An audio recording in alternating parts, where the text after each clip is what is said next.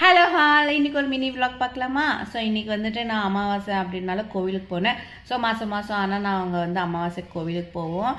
இதுக்கு முன்னே வீடியோ பார்த்துருந்தா கண்டிப்பாக உங்களுக்கு தெரிஞ்சிருக்கும். ஸோ அதுக்கப்புறமா போயிட்டு சாமியெல்லாம் கும்பிட்டுட்டு அங்கே வந்து ஃபோட்டோ எடுத்துகிட்டு இருந்தோம். ஸோ பாப்பா 2 பேருமே வந்து அங்கே விளையாட்டு சாமானெல்லாம் வச்சுருக்காங்களே. ஸோ பாப்பா கேட்டுட்டு பண்ணிட்டு அவ்வளோ ஒரு மறுவான ஒரு இடத்துல நிற்க வச்சுட்டு ஃபோட்டோ எடுக்கிறேன் அப்படின்ட்டு ஃபோட்டோ எடுத்து கொஞ்ச நேரம் உக்காந்துட்டு அதுக்கப்புறமா வந்துட்டு வெளியே வந்தோம். ஸோ வந்த உடனே வீட்டுக்கு வந்து சாயங்காலமாக பூஜை பண்ணலாம் அப்படின்ட்டு, ஸோ மகாலட்சுமி பூஜை பண்ணலாம் அப்படின்றதுக்காக தான் ஃபஸ்ட்டு வண்டிக்கு வந்து பூஜை பண்ணிட்டோம்.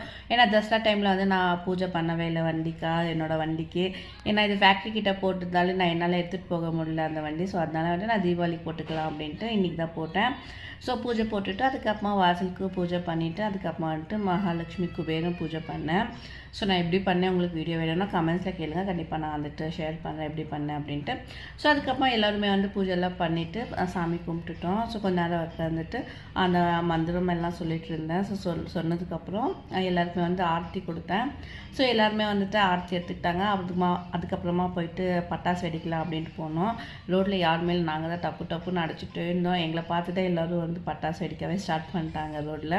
நாங்கள் வந்து பாதி பட்டாசு வெடிச்சிருப்போம். நிறைய பேர் இந்த பக்கம் அந்த பக்கம் வந்துட்டாங்களா. ஸோ எங்களுக்கு வச்சாவே இந்த பக்கம் வச்சு அந்த பக்கம் விழும், அந்த பக்கம் வச்சு இந்த பக்கம் விழும் அப்படின்னு ரொம்ப கன்ஃபியூஸில் போயிட்டு இருந்துச்சு. அதுக்கப்புறமா அழகாக வந்து புஷ்வானம் அதுக்கப்புறமா சக்கரம் எல்லாம் விட்டுட்டு இருந்தோம். ஸோ பார்க்கவே அவ்வளோ அழகாக இருந்துச்சு.